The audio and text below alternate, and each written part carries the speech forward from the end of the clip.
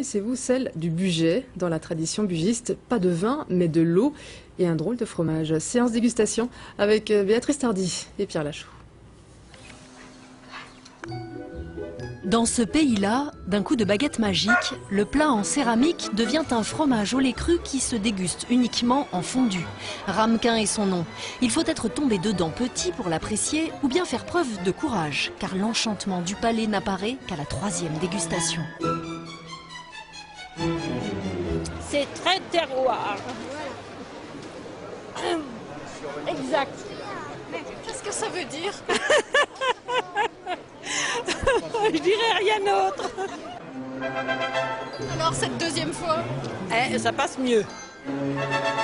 C'est vrai qu'au 3e, c'est mieux. Mais non, je crois que je préfère encore la fondue savoyarde. L'épicurienne du ramequin, c'est elle, Émilie Manot. Pour la première fois, elle participe à un salon gastronomique. Dans son caclon, de l'ail, de l'eau et son ramequin. Avec de l'ail, on va mettre une gousse d'ail dans le caclon très finement. On va mettre nos fromages coupés en lamelles et on va mettre un verre d'eau. Et après, on fait fondre tout doucement nos fromages et petit à petit, on rajoute de l'eau. Je l'ai goûté, non, je vois que vous reculez, c'est pour ça?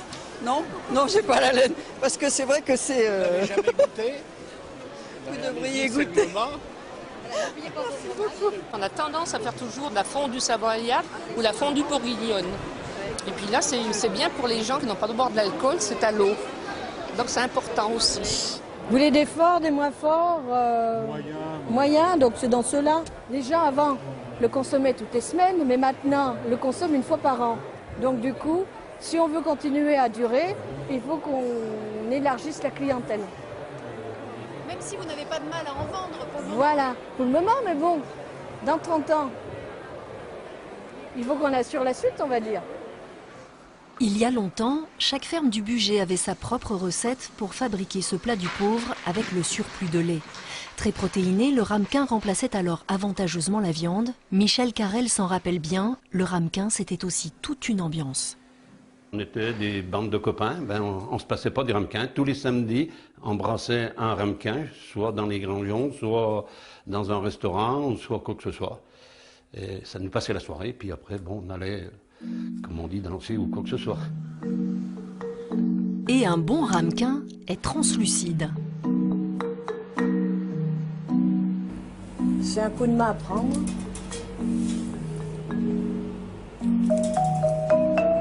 Je commence à avoir le côté transparent et là, ils vont partir en pot.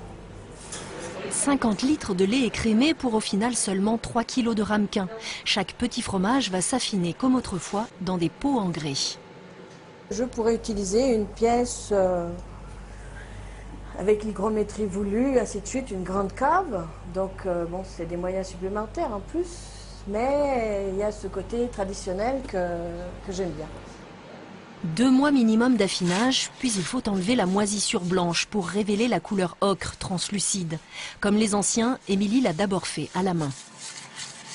Je l'ai fait pendant 1 an, au tout départ, quand j'en faisais pas beaucoup.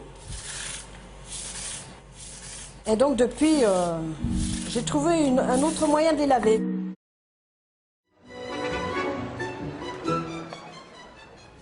Allez, on passe...